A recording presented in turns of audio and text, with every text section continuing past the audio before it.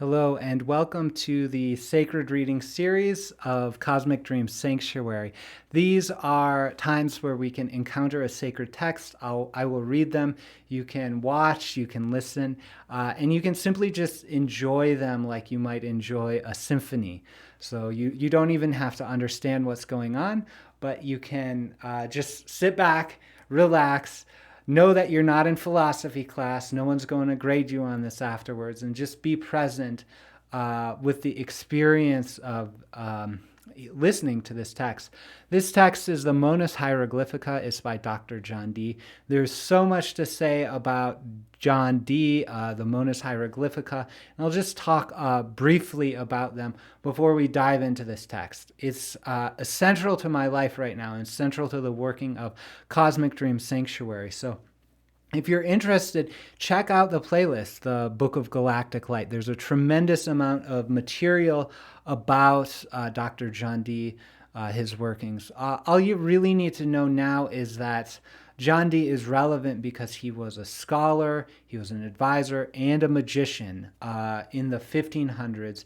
He was central to the foundation of the British Empire, and he engaged in work of we might call it celestial communication or contact. And so he did make contact, it seems, with angelic forces, with celestial forces who provided a system of magic now called the Enochian magic, Enochian rituals, and that I've offered the Book of Galactic Light as my own working of that material.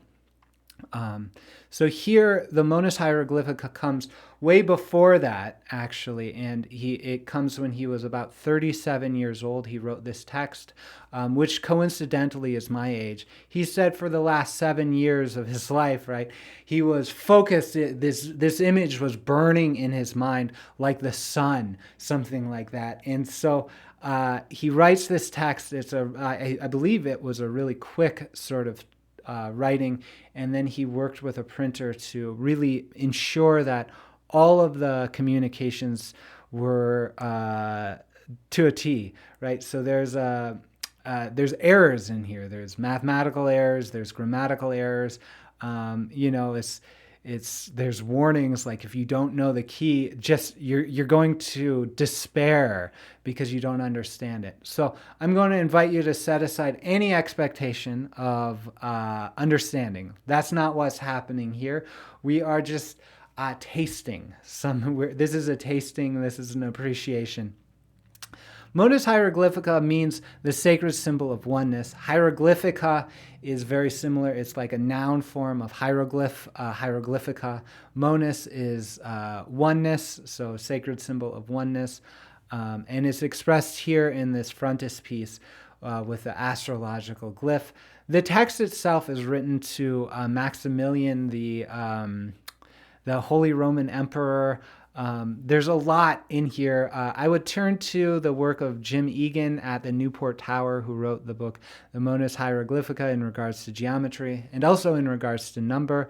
That gives you a lot of good information as to what is happening. Also, check out the work of Alan Green with the Bard Code.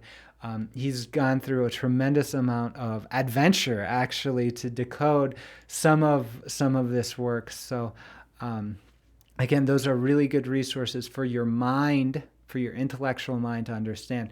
But here, actually, we're inviting an awakening of unity consciousness simply by being present. This seems to be what has happened to Dee, right? There's that communication that was burned in his mind for 7 years before writing this, right? He didn't receive that transmission through codes. He received it directly through we don't know what, but the invitation here is to discover and to sort of use the imagery present, to use the words that will confuse the mind into a sense of vibration, a sense of opening, right? A sense of perhaps, you'll crack open, your mind will go, oh, I can't even handle this. And you'll have recollections come up about your perhaps even past lives, future lives, different aspects of consciousness, really, because we are working with very archetypal imagery here.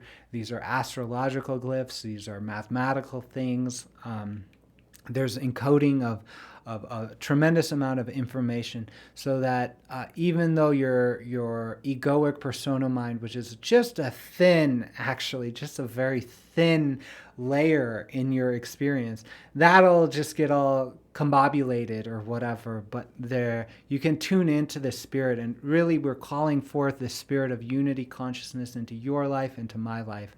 So without further ado, let's tune into the Monas Hierogliphica by Dr. John Dee. To the most excellent majesty of the famous King Maximilian. And so here we have an image. There is Greek and Latin words. There's something like a Y shape. There's the word abyss to the left, ignis to the right, and there's numbers. Theorem 1. It is by the straight line and the circle that the first and most simple example and representation of all things may be demonstrated, whether such things be either non-existent or merely hidden under the veils of nature. Theorem 2. And here we have an image of an eye turned on its side, so it's a horizontal eye. The letter I, not the physical object, and then to the right of that we have the same eye, but it is like a radius of a circle, and there's a circle inscribed around it. So theorem 2, neither the circle without the line nor the line without the point can be artificially produced. It is therefore by the virtue of the point and the monad that all things commence to emerge in principle. That which is affected at the periphery, however large it may be, cannot in any way lack the support of the central point.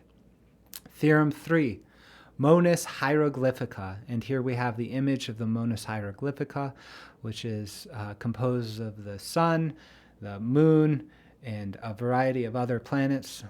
And I'll read the text.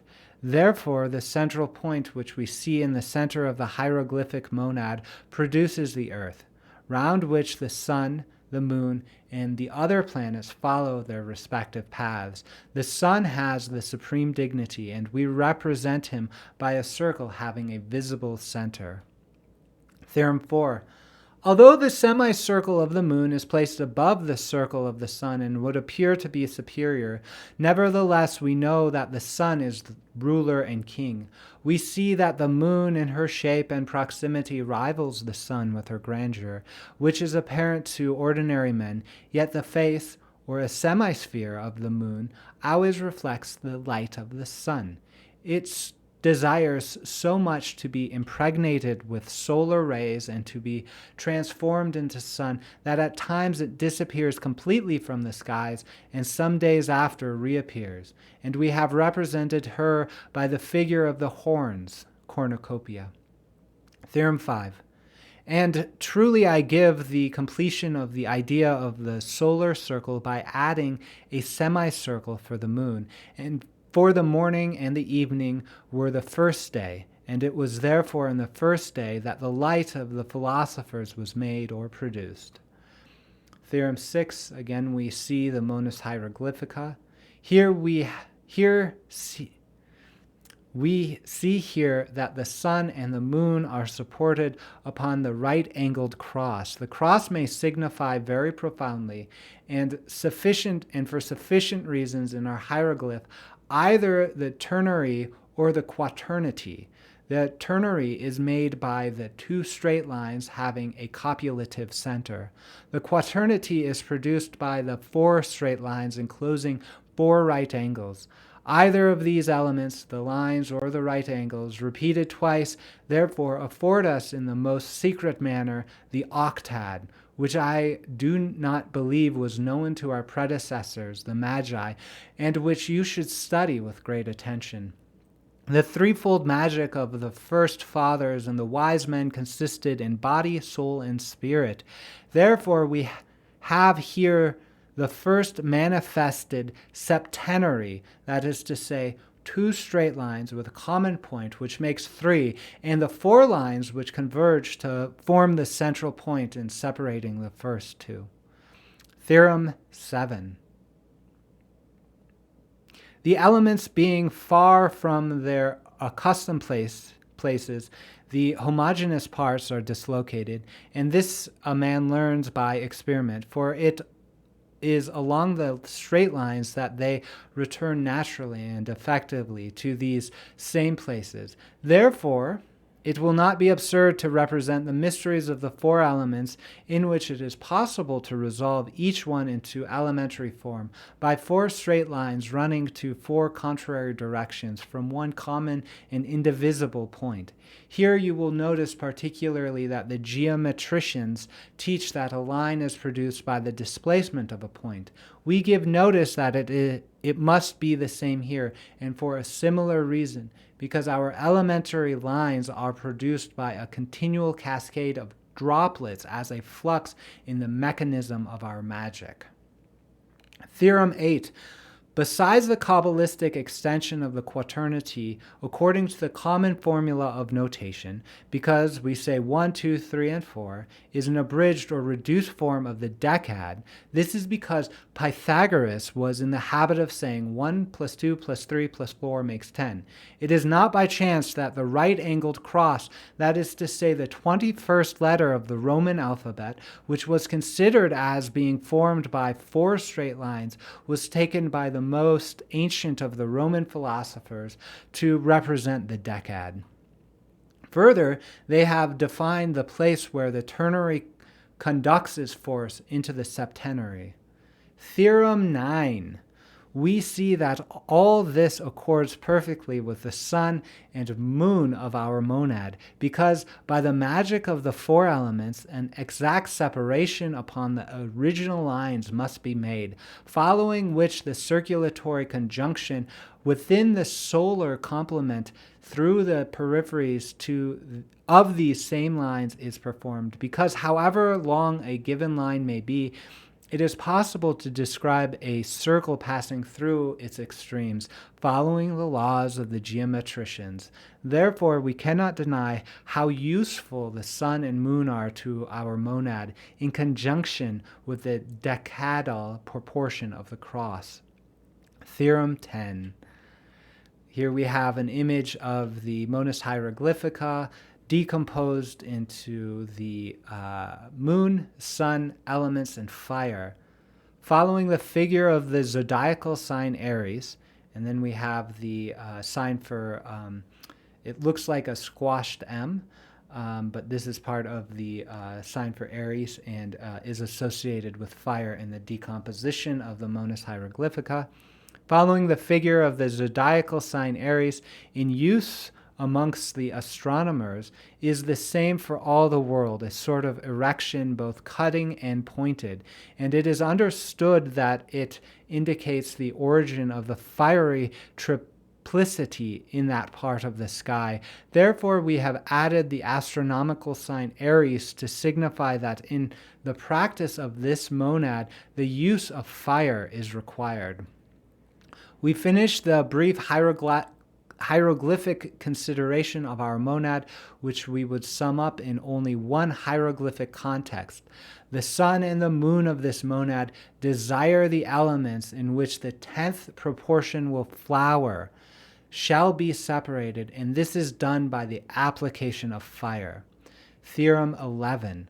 The mystical sign of the ram, composed of 2 semicircles connected by one common point, is very justly attributed to the place of equinoctial nithymeron, because the period of 24 hours divided by means of the equinox denote most secret proportions.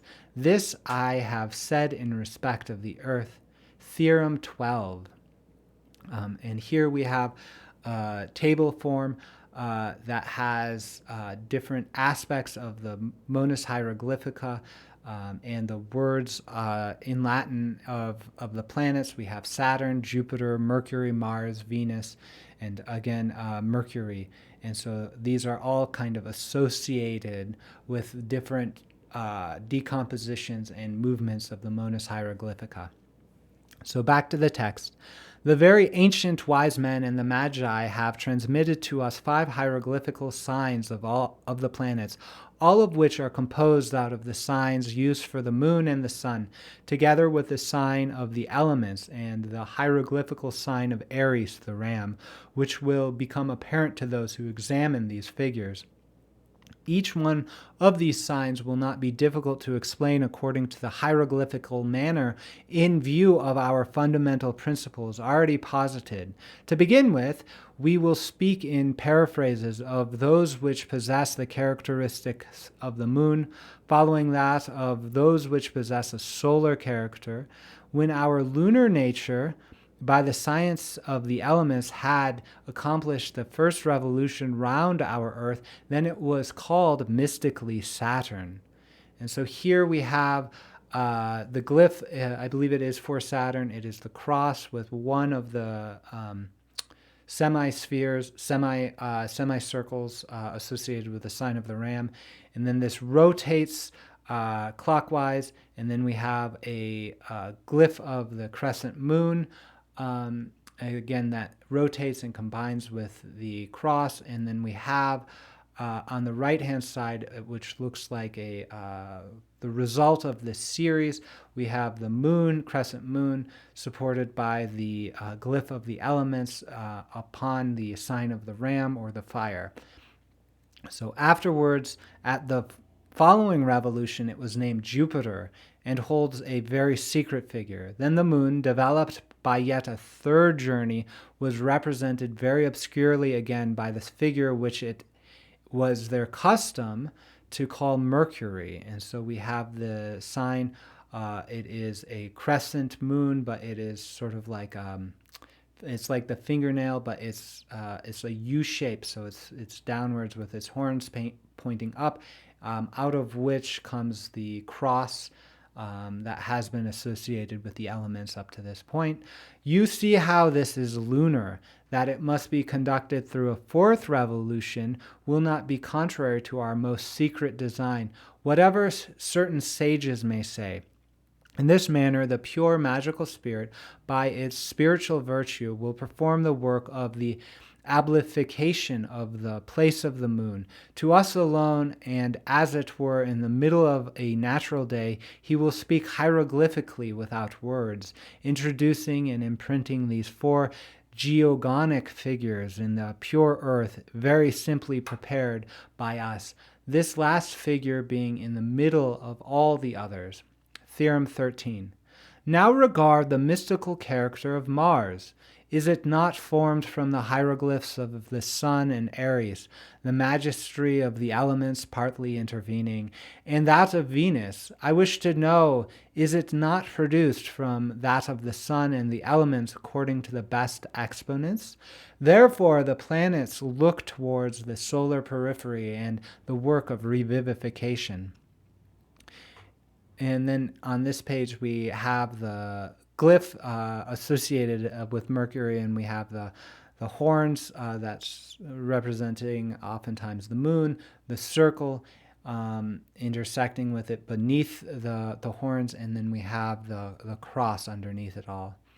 In the progression, we will notice this Mercury will appear, who is truly the twin brother of the first, for by the complete lunar and solar magic of the elements, the hieroglyph of this messenger speaks to us very distinctly, and we should examine it carefully and listen to what it says.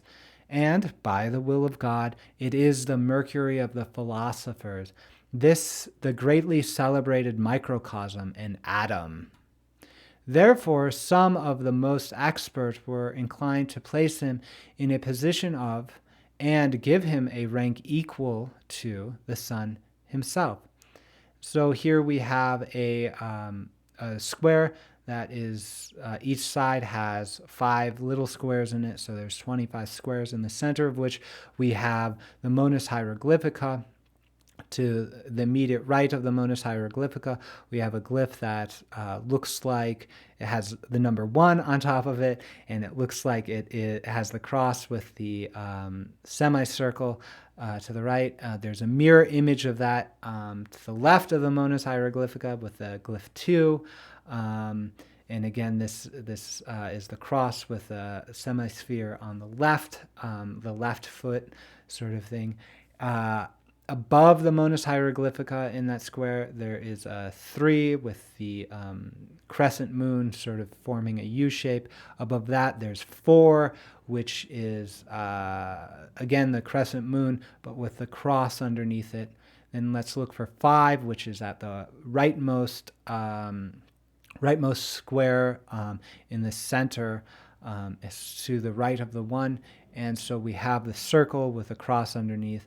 Again, that is mirrored on the left. Underneath, on the left side, there is a square with a circle across. Again, very similar with the 6 on it. 7 is underneath the Monas Hierogliphica. There is, that is the solar glyph, the circle with a dot in it. And then at the bottom, we have an unnumbered square, which is the circle with the horns, and the cross, which is the Mercury glyph. Back to the text. This we cannot perform in the present epoch unless we add to this coralline crystal work a certain soul, separated from the body by the pyrognomic art.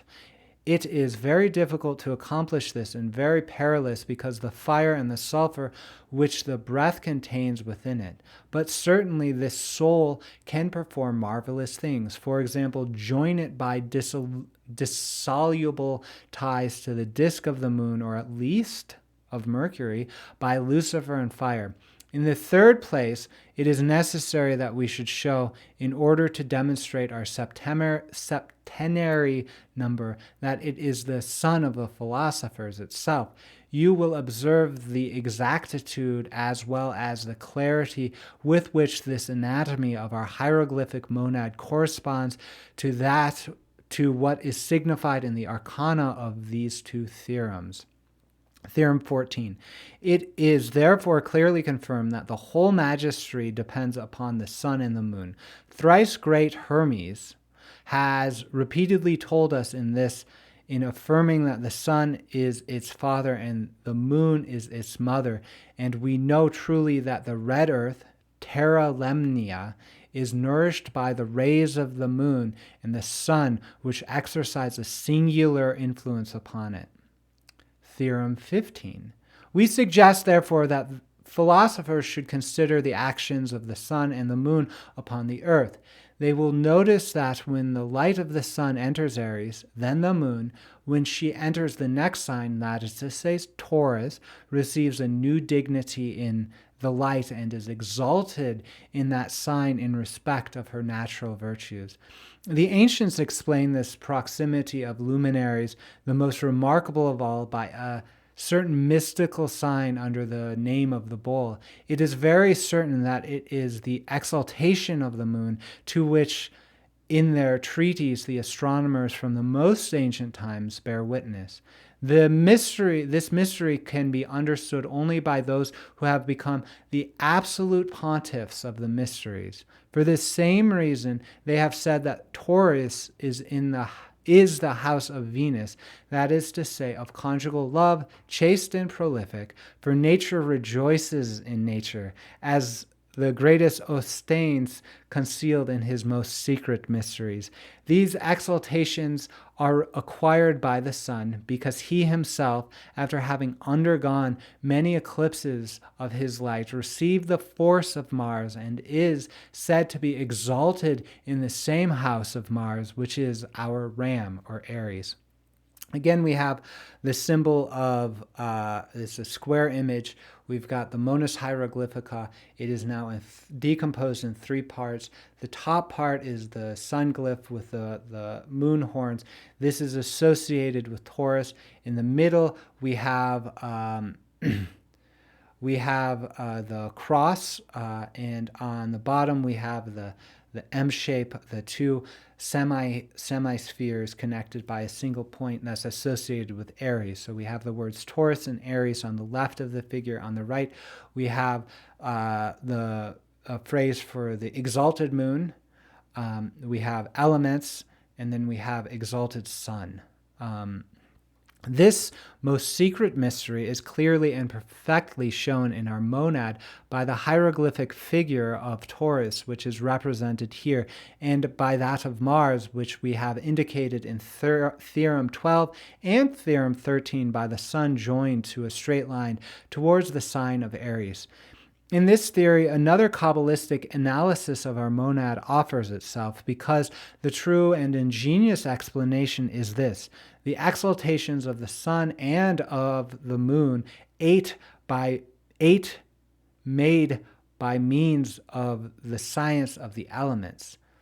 Note, there are two things which should be particularly observed. First, that the hieroglyphic figure of Taurus is the same as the diphthong of the Greeks. And so here we have it's very similar to the glyph of the sun with the crescent on top, the horns, but we have a U shape connected with an O. In brackets, we have IE-OU. Right, so which was always used terminating the singular gender. Secondly, that by a simple transposition of place, we show the letter alpha twice by a circle and a half circle, being simply tangents which touch one another as shown. Theorem 16. We must now, in view of our subject, philosophize for a short time upon the cross. Our cross may be formed of two straight lines, as we have said, which are equal one to another. That is to say, we cannot separate the lines except we do it by parting them so that we can get equal length. But in the mystic distribution of the components of our cross, we wish to use parts which are both equal and unequal. These parts show that a virtue is hidden under the power of the division of the equilateral cross into two parts because they are of equal grandeur. In general, the cross must be composed of equal right angles, since the nature of justice demands the perfect equality of the lines used in the decussation. In accordance with this justice, we propose to examine with care that which follows concerning the equilateral cross, which is the 21st letter of the Latin alphabet. If, through the common points where the opposite angles in our rectilinear, rectangular, and equilateral cross, we imagine a straight line dividing into two parts, then on either side of the line thus traversed, we find that parts are perfectly equal and similar. And these parts are similar in shape to the letter of the Romans, which is regarded as the fifth of the vowels, which was frequently used by the most ancient philosophers to represent the number 5. So here we have the cross, but it is a V shape with a mirror image at the bottom, so that would be sort of like an N shape. These are rectilinear crosses, though, so we have the cross rotated 45 degrees and decomposed into a V shape and an N shape, both rectilinear here. Back to the text. This, I conceive, was not done by them without good reason, because it is in fact the exact half of our decad. Hypothetical division of the cross, we must, of these parts of the figures thus duplicated by the hypothetical division of the cross, we must conclude it to be reasonable that each part represents the quinary, although one is upright and the other reversed, in imitation of the multiplication of the square root, which comes in here in a marvelous way as the circular number, that is to say the quinary, from which we find the number 25 is produced, because this letter is the 20th of the alphabet and the 5th of the vowels. We will now consider another aspect of this same equilateral cross. That which follows is based upon the position shown in our monadic cross. Let us suppose a similar division of the cross into two parts be made as in the drawing. So here it's the same figure, except instead of having the cross be rotated into the V and the N shape, we've got it rotated so it represents the equilateral cross with the vertical and the horizontal lines being in alignment with the vertical and horizontal. We've got the V shape now is broken apart into the top right quadrant and the bottom left quadrant, and they're separated. Now we see the germinating shape of another letter of the Latin alphabet, the one upright, the other reversed and opposite. This letter is used after the ancient custom of the Latins to represent the number 50.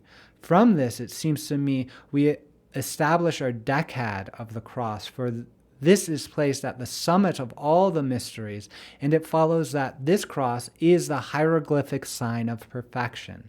Therefore, enclosed within this quinary force is the power of the decad, out of which comes the number 50 as its own product. Oh my God, how profound are these mysteries! And the name El is given to this letter. For this very reason, we see that it responds to the decadal virtue of the cross, because starting with the first letter in the alphabet, L is the 10th letter, and counting backwards from the letter X, we find that it falls into the 10th place. And since we show that there are two parts of the cross and consider now their numerical virtue, it is quite clear how the number 100 is produced.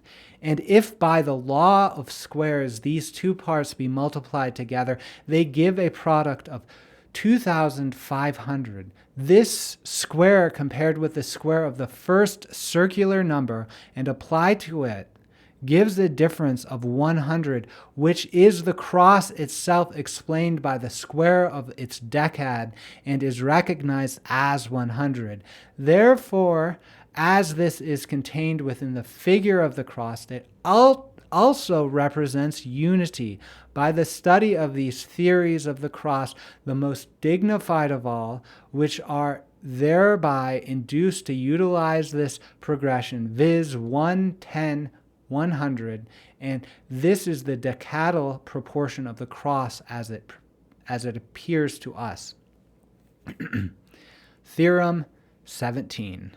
After a due study of the sixth theorem, it is logical to proceed to a consideration of the four right angles in our cross, to each one of which, as we have shown in the preceding theorem, we attribute the significance of the quinary according to the first position in which they are placed, and in transposing them to a new position. The same theorem shows that they become hieroglyphic signs of the number 50. It is quite evident that the cross is vulgarly used to indicate the number 10, and further that it is the 21st letter following the order of the Latin alphabet, and it is for this reason that the sages among the Macubals designated the number 21 by this same letter.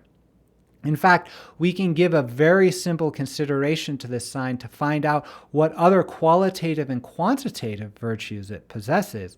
From all these facts, we see that we may safely conclude by the best Kabbalistic computations that our cross, by a marvelous metamorphosis, may signify for the initiates 252.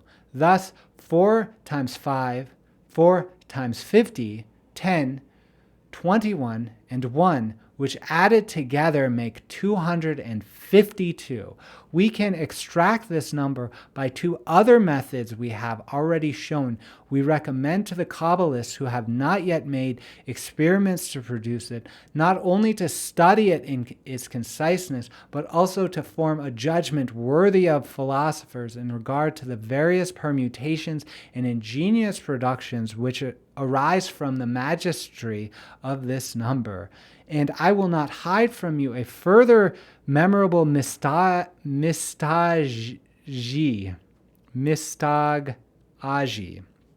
Thank you. And I will not hide from you a further memorable mistajaji.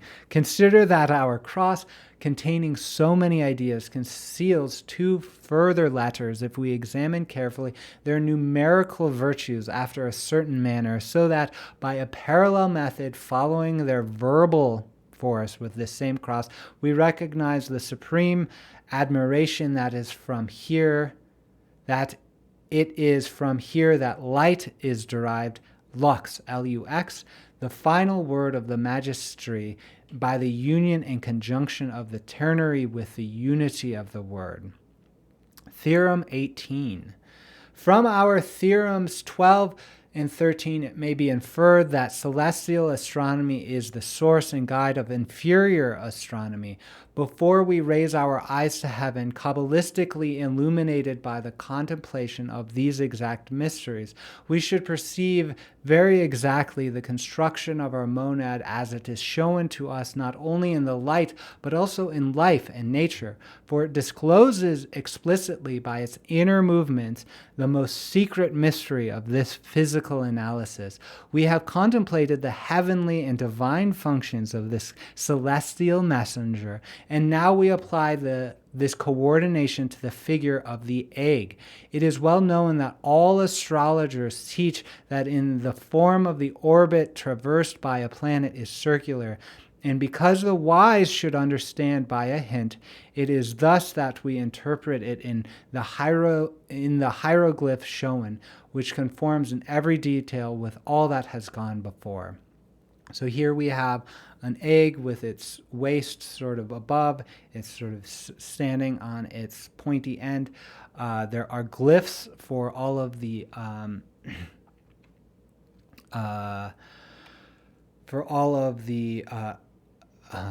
planets, and it's banded. There are two solid lines. There's a solid line on the outside representing the outside of the egg, and there's a solid line, a circular line representing something like the yolk. We have in the center, the very center, the circle with a dot in it representing the glyph of the sun. The moon is at the bottom. Above the moon, at each of these levels, there's a dotted line, a horizontal-ish dotted line that represents sort of the rotation, I suppose, of these planets. So we have the moon. Above that, we have the cross with the crescent moon in the U shape. Above that, we have the circle with the cross underneath it. Above that is the glyph for the sun, the circle with the dot in it. Then above that, we have the circle with the line coming out, and then the it's represented here as the glyph of Aries, but here it's actually Mars with a point to it. Above that, we have the cross with it's sort of like the rotated figure, but that looks to be like the glyph of Jupiter, and above that is Saturn. Here you will note that the miserable alchemist must learn to recognize their numerous errors and to understand what is the water of the white of egg, what is the oil of the yolk of egg, and what we mean by calcinated eggshells. These inexpert impostors must learn in their despair to understand what are meant by these and many other similar expressions. Here we have shown almost all the proportions which correspond to nature herself. This is the same eagle's egg which the scarab formerly broke because of the injury which the cruelty and violence of this bird caused to timid and primitive man. For this bird pursued some of them who were running to the cavern where the scarab dwelt to implore his aid. The scarab wondered in what manner he alone could revenge such insolence, and being of an ardent character, prepared to accomplish his purpose by constancy and determination, for he was short of neither power nor intelligence. The scarab pursued the eagle resolutely and made use of this very subtle trick. He let fall his order in the bosom of Jupiter, where the egg was deposited with the result that the god, in getting rid of it, threw the egg to the ground where it was broken. The scarab, by this method, would have completely exterminated the whole family of eagles from the earth, had not Jupiter, in order to avoid such a calamity, resolved that during that part of the year when the eagles watch over their eggs, no scarab should come flying near them.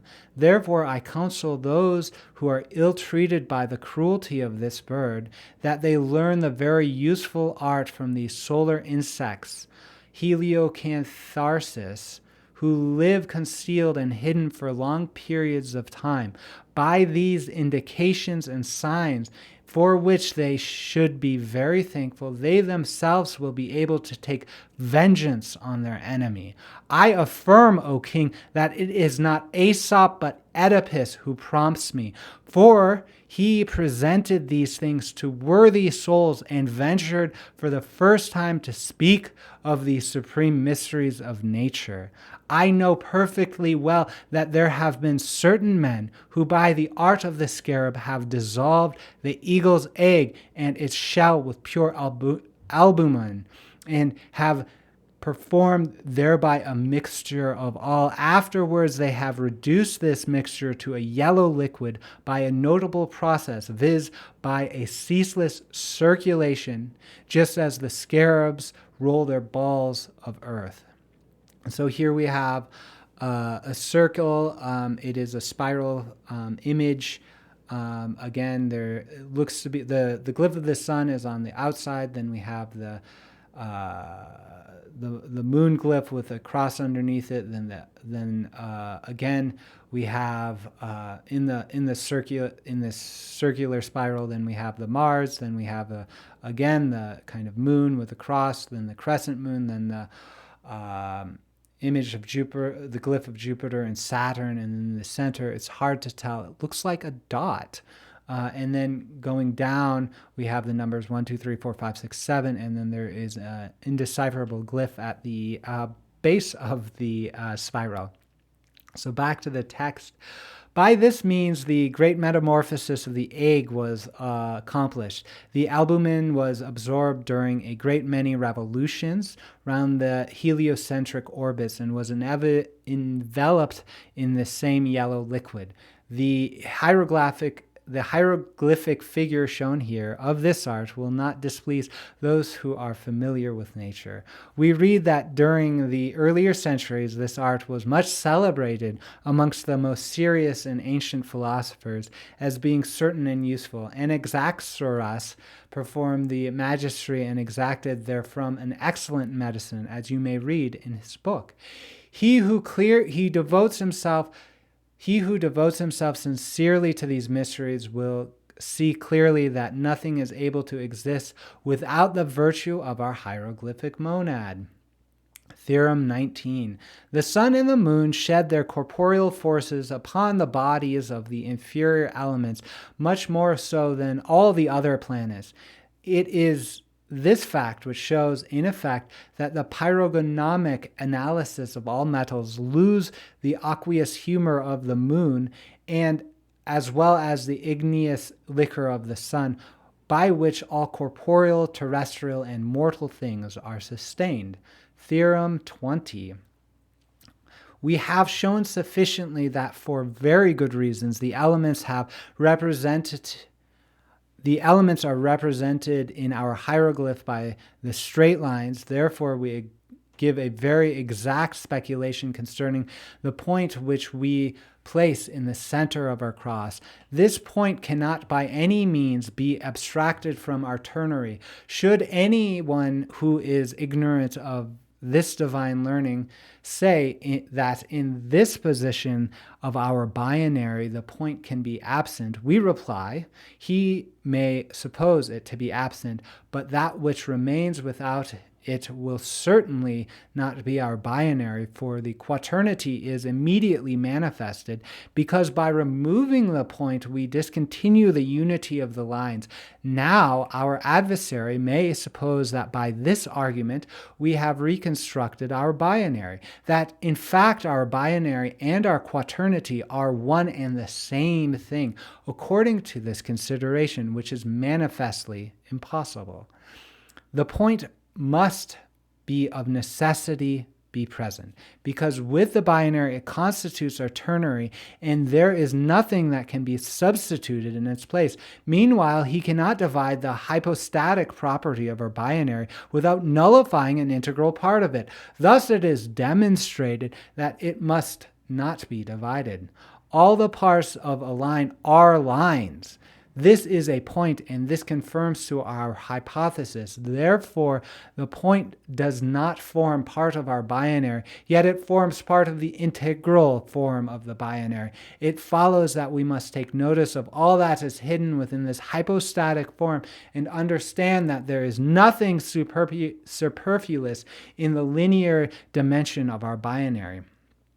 But because we see that these dimensions are common to both lines, they are considered to receive a certain secret image from this binary. By this, we demonstrate here that the quaternity is concealed within the ternary. O God, pardon me if I have sinned against Thy majesty in revealing such a great mystery in my writing, which all may read. But I believe that only those who are truly worthy will understand. We therefore continue to expound the quaternity of our cross as we have indicated. Seek diligently to discover whether the point may be removed from the position in which we first find it. The mathematicians teach that it may be displaced quite simply. At the moment when it is separated from the quaternity, the quaternity remains, and it becomes much more clear and distinct to the eyes of all. This is not a part of its substantial proportions, but only the confused and superfluous point which is rejected and removed. O omnipotent divine majesty, how we mortals are constrained to confess what great wisdom and what ineffable mysteries reside in the law which thou hast made. Through all these points and these letters, the most sublime secrets, the terrestrial arcane mysteries, as well as the multiple revelations of this unique point, now placed in the light and examined by me, can faithfully be demonstrated and explained. This point is not superfluous within the divine Trinity, yet when considered on the other hand within the kingdom of our four elements it is black, therefore corruptible and watery. O thrice and four times happy the man who attains this almost copulative point in the ternary, and rejects and removes that somber and superfluous part of the quaternity, the source of vague shadows. Thus, after some effort, we obtain the white vestments, brilliant as snow. O Maximilian, may God through this mystagogy, make you or some other scion of the House of Austria the most powerful of all when the time comes for me to remain tranquil in Christ, in order that the honor of his redoubtable name be restored within the abominable and intolerable shadows hovering above the earth. And now, for fear that I myself should say too much, I shall immediately return to the burden of my task, and because I have already terminated my discourse for those whose gaze is centered within the heart, it is now necessary to translate my words for those whose heart is centered within their eyes. Here, therefore, we can represent in some measure in the figure of the cross that which we have already said. Two equal lines are equally and unequally crossed through the point of necessity which you see in A. And so here we have exactly what he's describing, a cross with the longer side. It's a typical Christian cross. And then A is marked where there's an intersection of the two lines, and then the same cross is repeated, but it is missing the center, and there is the B.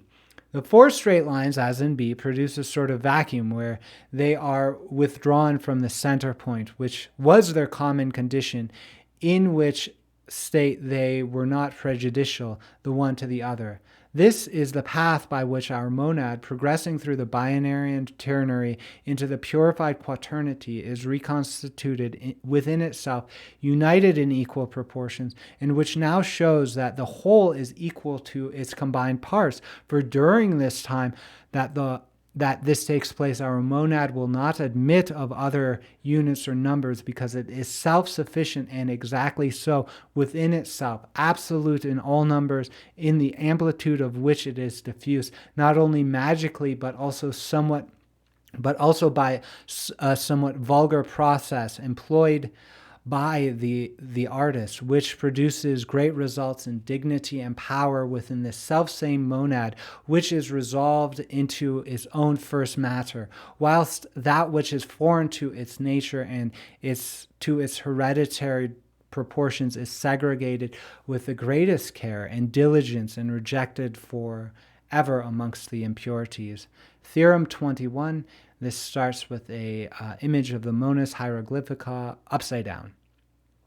If that which is hidden within the profundities of our monad be brought to light, or on the contrary, if those primary parts which are exterior in our monad are enclosed in the center, you will see the extent to which the philosophical transformations can be produced. We will now expound to you another local commutation of our mystical monad, using those parts from the hieroglyphic character of the superior planets, which are immediately offered to us. Each one of the other planets for this purpose is in turn elevated to a position which was frequently assigned to them by Plato. Therefore, if they are conveniently taken in this position, and at this point in Aries, Saturn, and Jupiter are in conjuncture, by descending, the cross represents Venus and Mercury, followed by the sun himself with the moon at the bottom. This will be refuted in other circles. Meantime, as we have no wish to hide the philosophical treasure of our monad, we have taken a resolution to give a reason by which the position of the monad is by this manner displaced. Yet see, listen to these other great secrets which I know and will disclose to you to assist you as touching this position, which I can explain in a few words. We distribute our monad, now looked at from a different aspect and analyzed in a different manner, as is seen at B, D, C. In this new ternary, the figures C and D are known to all men, but the figures designated by B is not easy of comprehension. So here we have the upside down monad hieroglyphica decomposed into the sign of the Aries at top with a cross underneath. That is figure B. D is the glyph of the sun, C is glyph of the moon, and then E is a circle with a rather awkwardly long cross, and it looks as if it is B, but the semicircles are come together.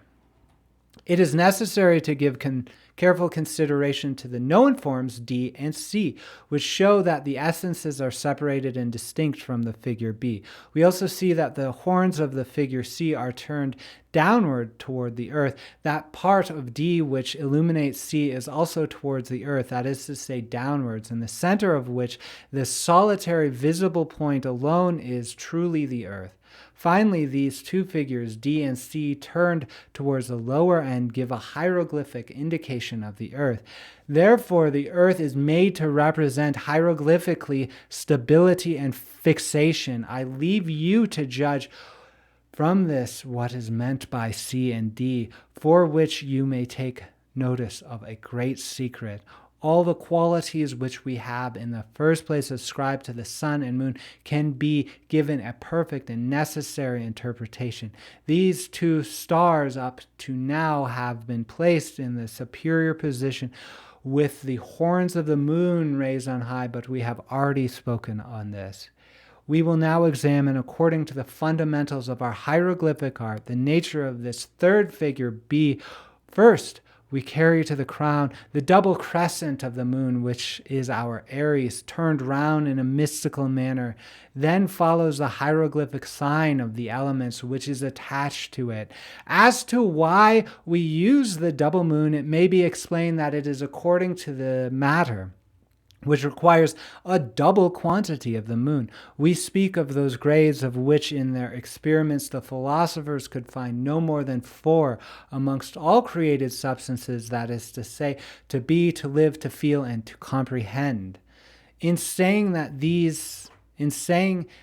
the first 2 of these elements are found here, we say that they are called argent vivae, luna exist viva. All life being subject to motion, there being 6 principles of movement. The cross which is attached implies that it is the artifice of it. The cross which is attached implies that in this artifice the elements are requisite. We have told you many times that in our theory the hieroglyph of the moon is like a semicircle, and on the contrary the complete circle signifies the sun, whereas here we have 2 semicircles separated but touching a common point. If these are combined, as they can be by a certain art, the product can represent the circular plenitude of the sun. From all those which we have considered, the result is that we can summarize and in hieroglyphic form offer the following: argent vivae, which must be developed by the mastery of the elements, possessing the power of the solar force through the unification of its 2 semicircles combined by a secret art.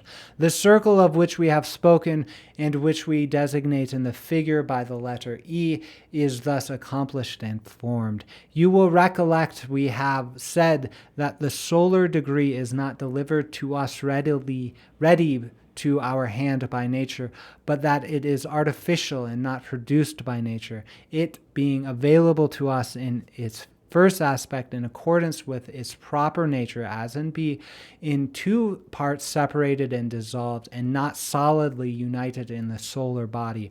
In fact, the semi-diameter of these half circles is not equal to the semi-diameter of D and C, but much smaller. Everyone can see from this form the manner in which we have drawn them in the diagram, from which it is clear that this same B has not as great an amplitude as D and C. The proportions in the figure confirm this, being by this means transformed into a circle from B into E. Therefore there appears before our eyes the sign of Venus alone. We have already demonstrated by these hieroglyphical syllogisms that from B we cannot obtain the true D, and that from true C the true C is not and cannot be completely within the nature of B. Therefore, this of itself is not able to become the true argent vivae. You may already doubt the subject of this life and of this movement, whether it is possible in fact to possess it naturally or not. However, as we have already explained to the wise, all those things which are said about B in a similar manner will be at least analogical, and all that which we have briefly taught concerning C and D can be very well applied by analogy to the same B accompanied by its elements. Indeed, that which we have attached to the nature of Aries should exactly fit the case, because it carries this figure B, although reversed at its summit, and that which is attached to the figure B is the mystical figure of the elements. Therefore, we see by this anatomy that from the body of our monad alone, separated in this manner by our art, this new ternary is formed. This we cannot doubt, for the reason that the members which composed it resemble in form amongst themselves of their own free will a monadic union and sympathy which is absolute. By this means we discover amongst these members a force which is both magnetic and active. Finally, I think it well to note here, by way of recreation, that this same B shows very clearly the same proportions in the malformed and rustic letter, in that it carries visible points towards the top and at the front, and that these letters are 3 in number. Otherwise, they represent number 6, summarizing 3 times 3. They are crude and malformed, unstable and inconstant, made in such a manner as to appear formed of a series of half semicircles. So this is exactly what is being described. We've got the M shape in the 2 semicircles rotated about 90 degrees. We have the E shape, and then we have that mirrored in the 3 shape. But the method of making these letters more stable and firm is in the hands of the literary experts. I have here placed before your eyes an infinitude of mysteries. I introduce a game, but to interrupt a theory. Meanwhile, I do not understand the efforts of certain people who rise up against me. Our monad being reconstituted in its first mystical position in each one of its parts by being ordered by art, I advise and exhort them to search with zeal for that fire of Aries in the first triplicity, which is our equinoctial fire, which is the cause whereby our sun may be elevated above his vulgar quality. Many other excellent things should also be studied in happy and wise meditations. We now pass on to another subject. We wish to point the way, not only in a friendly but also in a faithful manner, to those other secrets upon which we must insist before we lapse into silence, and which, as we have said, comprise a most remarkable infinitude of other mysteries. Theorem 22. It will now be readily understood that the mysteries of our monad cannot be extracted unless one is drawn toward the pharmacy of this same monad, and that these mysteries must not be revealed to anyone but the initiates. I offer here for the contemplation of your Serene Highness the vessels of this sacred art which are truly and completely Kabbalistic. All those lines which unite the diverse parts of our monad are most wisely separated. We give to each one of them a special letter in order to distinguish them from one another, as you will see in the diagram. Here we inform you that in the OC, the mark in the upper right-hand corner resembling the symbol for Taurus lying on its side, is found a certain artificial vessel formed of A and B with a line M. The exterior diameter is common to both A and B, and this is not different, as we see from the first letter of the Greek alphabet, except by a single transposition of the parts. We teach the true mystical sympathy first by the line, the circle, and the semicircle, and as we have formerly said, this symmetry can only be formed of the circle and semicircle, which are always joined for the same mystical purpose. So here we have a rectangular diagram, and in the center there is again a rectangle. There are letters A next to a semicircle facing up. B is the glyph of the sun. We've got D, G, V, X, M, M that are part of the decomposed Monas Hierogliphica. These are all in the center of the rectangular image. And then in the border and the kind of in between the outside of the diagram and the centermost, there is the Monas Hierogliphica to the top left. But underneath it, there's a line with a circle and a U shape underneath it. And then there's a sort of Leoglyph, and as well as a upside down V. The bottom right, we have 2 semicircles kind of joined together into a circle, but they are not meeting. Then there is, again, a sort of a W shape.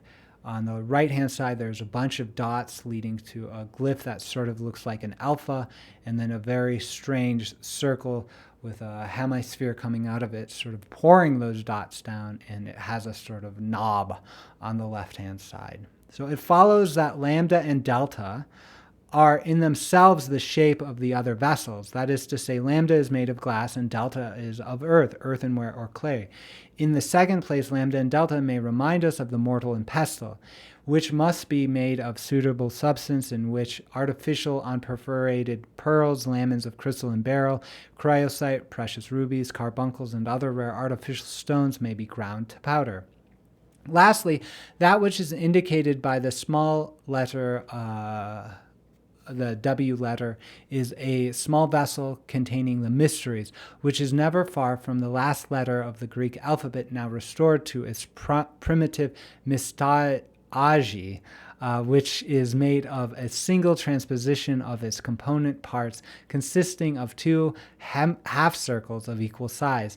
Concerning the vulgar objects and necessities which are required in addition to the vessels, the material out of which they should be fashioned, it would be useless that we should treat of it here. Meanwhile, alpha must be considered as if searching for the occasion to perform its function by a very secret and rapid spiral circulation and an incorruptible salt by which the first principle of all things is preserved, or better, that the substance which floats within the vitriol after its dissolution shows the apprentice a primordial but very transitory specimen of our work, and, if he is attentive, a very subtle and most effective way to prepare the work will be revealed to him. Within lambda, the glass vessel, during the exercise of its particular function, all air must be excluded or it will be extremely prejudicial. The corollary of omega is the agreeable man, ready, active, and well disposed at all times. Corollary: who then is not now able to procure the sweet and salutary fruits of the science which I say spring from the mysteries of these two letters? Some of those who would draw us away from our garden of the Hesperides and would make us view this a little closer as in a mirror, say that it is established that it is not formed from anything but our monad.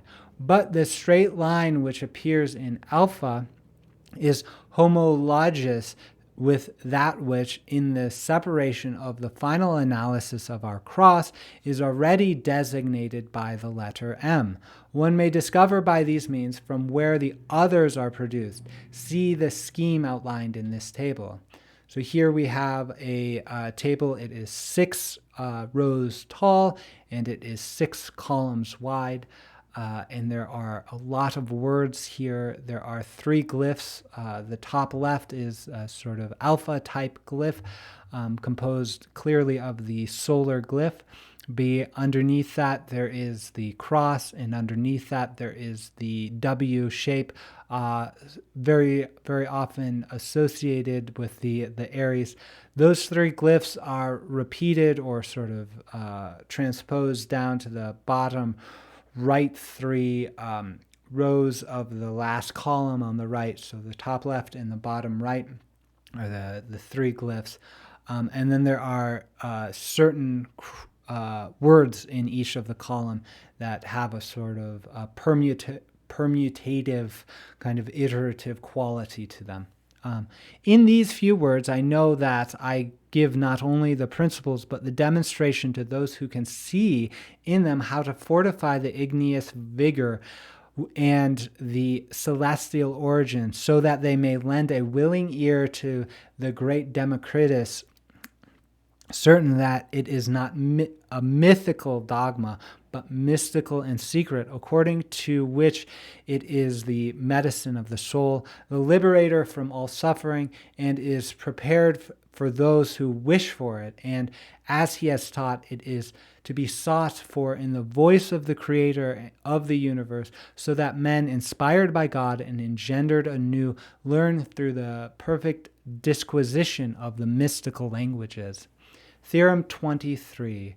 We now present in diagrammatic form the proportions already observed by us in the hieroglyphic construction of our monad, which must be observed by those who wish to engrave them upon the seals or the rings, or to utilize them in some other manner. In the name of Jesus Christ, crucified on the cross, I say that The Spirit writes these things rapidly through me. I hope and I believe I am merely the quill which traces these characters. The Spirit draws us now towards our cross of the elements, and with all the following measures, which are also to be obtained by a reasoning process according to the subject matter which is proposed to discuss. Everything which exists under the heaven of the moon contains the principle of its own generation within itself and is formed from the coagulation of the four elements, unless it be the primary substance itself. And this in several ways not known to the vulgar, there being nothing in the created world in which the elements are not in equal proportion. So here we have a geometric representation of the Monas Hierogliphica marked at very specific points, at all the points of intersection and of equality. They are marked. So back to the text. Or in equal force. But by the means of our art, they can be restored to equality in certain respects, as the wise well know. Therefore, in our cross, we make the parts equal and unequal. Another reason that we can proclaim either similitude or diversity or unity or plurality in affirming the secret proportions of the equilateral cross, as we have said before. If we were to expound all the reasons which we know for the proportions established in this way, or if we were to demonstrate the causes by another method which we have not done, although we have done so sufficiently for the sages, we should transcend the limits of obscurity which we have prescribed, not without reason, for our discourse. Take any point as A, for example, draw a straight line through it in both directions as CAK, divide the line CK at A by a line at right angles, which we will call DAE. Now select a point anywhere on the line AK, let it be B, and one obtains the primary measurement of AB, which will be the common measure of our work. Take 3 times the length of AB and mark off the central line from A to C, which will be AC. Now take twice the distance of AB and mark it off on the line DAE at E and again at D, in such a way that the distance between D and E is 4 times the distance between A and B. Thus is formed our cross of the four elements, that is to say, the quaternity formed by these lines AB, AC, AD, AE. Now on the line BK, take a distance equal to AD up the central line to I, with this point I at a center and IB as the radius. Describe a circle which cuts the line AK at R from the point R towards K. Mark a distance equal to AB, let it be RK. From the point K, draw a line at right angles to the central line on both sides, forming an angle on either AK, which will be PFK. From the point K, measure in the direction of F a distance equal to AD, which will now be KF. Now, with K at center and KF as radius, describe a half circle FLP so that FLK is the diameter. Finally, at point C, draw a line at right angles to AC sufficiently long in both directions to form OCQ. Now on the line CO, we measure from C a distance equal to AB, which is CM, and with M as a center and MC as a radius, we describe semicircle CHO. And in the same manner on CQ, from the point C, we measure a distance equal to AB, which is CN, and from the center N, with CN as radius, we trace a semicircle CGQ, of which CNQ is the diameter. We now affirm from this and from the requisite measurements are found, explained, and described in our monad. It would be well to notice, you who know the distances of our mechanisms, that the whole of the line CK is composed of 9 parts, of which one is our fundamental, and which in another fashion is able to contribute to the perfection of our work, then again all the diameters and semi-diameters must be designated here by suppositional lines hidden or obscured, as geometricians say. It is not necessary to leave any center visible, the exception being the solar center, which is here marked by the letter I, to which it is unnecessary to add any letter. Meanwhile, those who are adept at our mechanism can add something to the solar periphery by way of ornamentation and not by virtue of any mystical necessity. For this reason, it has not been formally considered by us. This something is a boundary ring, necessarily aligned parallel to the original periphery. The distance between these parallels may be fixed at a quarter or a fifth of the distance AB. One may also give to the crescent moon a form which this planet frequently assumes in the sky after her conjunction with the sun, that is to say, in the form of the horns, which you will obtain if you from the point K in the direction of R, you measure the distance just mentioned, i.e. the fourth or fifth part of the line AB, and from the point thereby obtained as a center, you trace with the original lunar radius the second part of the lunar crescent, which joins the extremities at both ends of the first semicircle. You may perform a similar operation in respect of the positions M and N when erecting the perpendicular at each one of these center points. We can use the sixth part AB, or a little less, from which point as the center we describe two other semicircles using the radius of the first two, M, C, and NC. Lastly, the parallels may be traced at each side of the two lines of our cross, each side at a distance from the center line of 1/8 to 1/10 the part of the distance AB, in such a way that our cross be in this manner formed into four superficial lines, where the width is the fourth or fifth part of the same line AB. So here we have an image of the Monas Hierogliphica kind of shaded in and with two lines, a kind of block drawing as opposed to the line geometric drawing. Back to the text. I have wished in some way to sketch these ornaments in the figure which each one may reproduce according to his own fancy. It is a condition, however, that you do not commit any fault, however small, against the mystical symmetry, for fear of introducing by your negligence a new discipline into these hieroglyphic measurements. It is very necessary that during the succeeding progression in time they must neither be destroyed nor disturbed. This is much more profound than we are able to indicate, even if we wish to do so in this small book, for we teach truth, the daughter of time, God willing. We now expound methodically certain things which you may find on your way by practicing the proportions of our monad. Then we will show by many examples the existence of four lines corresponding to the four lines of our cross, and which in this consideration we are not able simply to announce because of the proportions and the particular and mystical results which are produced in another fashion from the quaternity of the same lines. And thirdly, we will show that there exists within nature certain useful functions determined by God by means of number, which we have happily obtained and which we are explained either in this theorem or in others contained in this little book. Finally, we will insert other things in an opportune place which, if they are conveniently understood, will produce fruits most abundantly. We now abruptly conclude 24 permutations of the quaternity.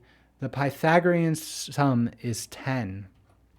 So here we have an image. This is an image of a circle that is divided into, that kind of holds two semicircles, and those in turn hold two semicircles. There are lines through it and numbers through it. Complete addition of the parts yield 30.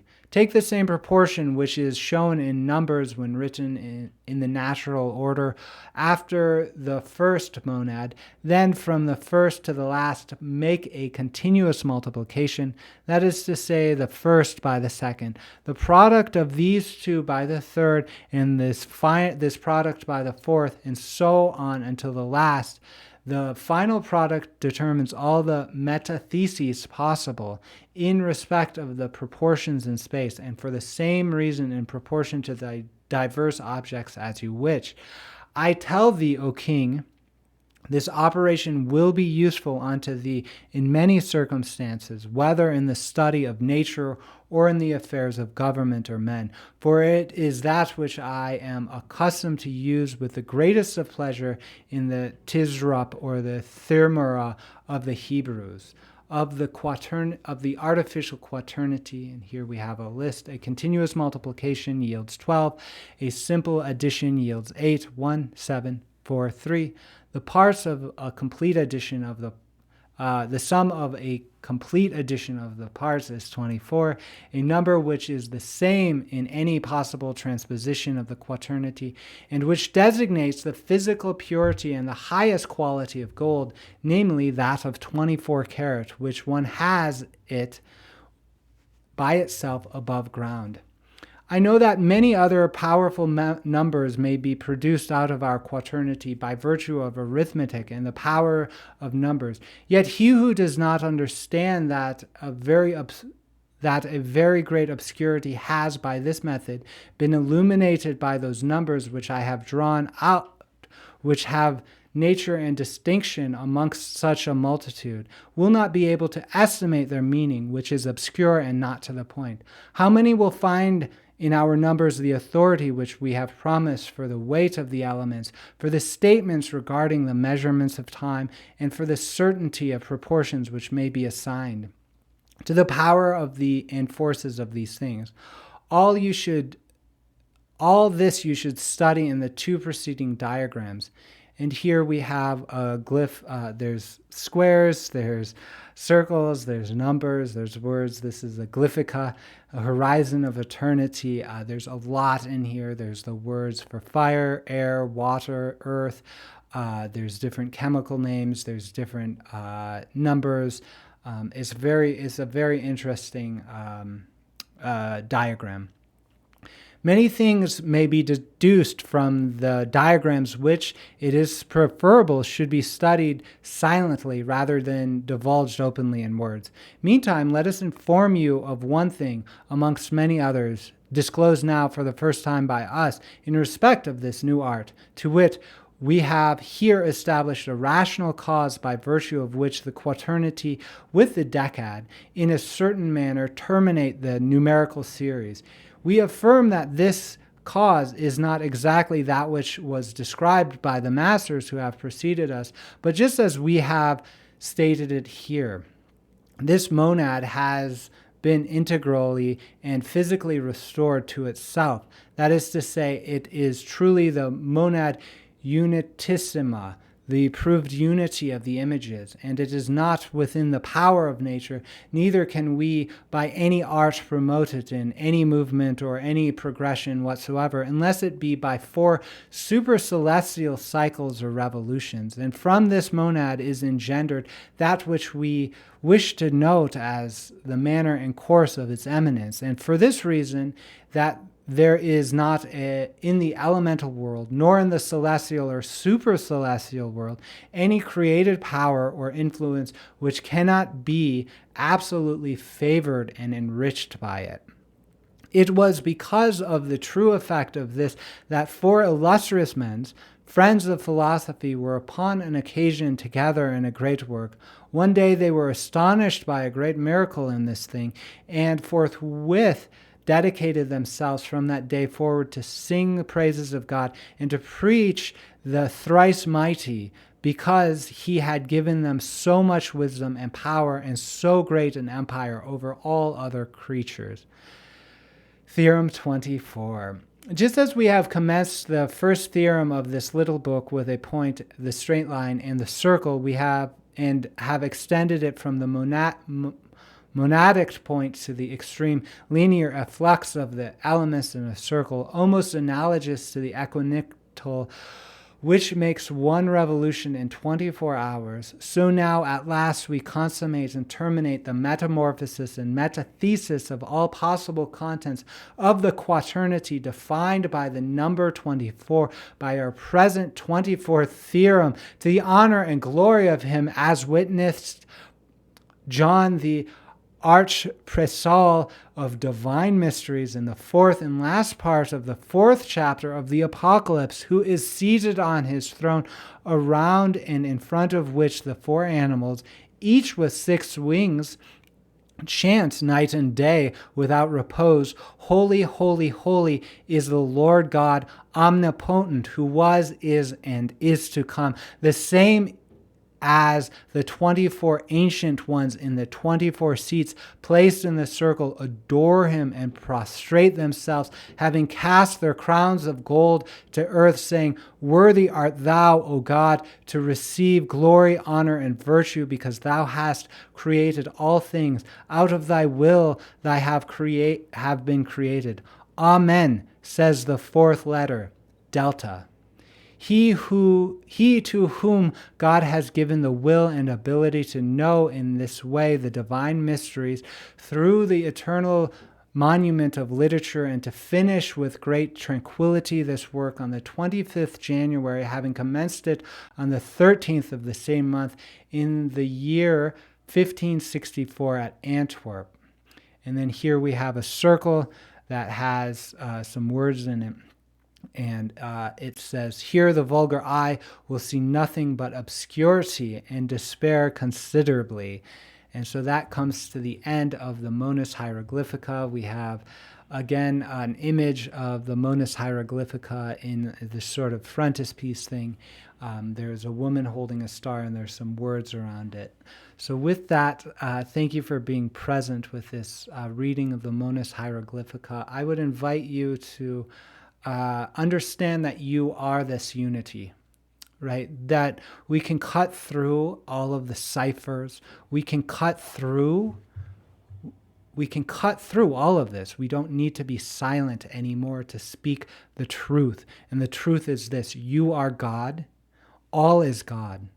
It all comes from this sacred symbol of oneness that you yourself are. This is the secret. There is nothing else except for illusion that you are God, that there is a unity within the elements, within this cosmos, and that you are expressive of it. You are the Monas Hierogliphica. It is not some symbol in a dusty book, in confused words. You are this. You are this. You have the understanding. You have the wisdom. You have the magical power within yourself to understand this. Call that forth and cut through anything that would silence this truth. Cut through anything that would obscure this truth, because now the aeons have shifted. The apocalypse has come. We are in a different age than we were before. The message is the same, right? Unity. But the words we use, the way we speak about it is different. So I invite you to tune in to that truth, to the truth that you actually are the holy symbol of oneness in your own experience. Thank you for doing that. That's absolutely needed here and now in this world. Thank you. So be it. Amen.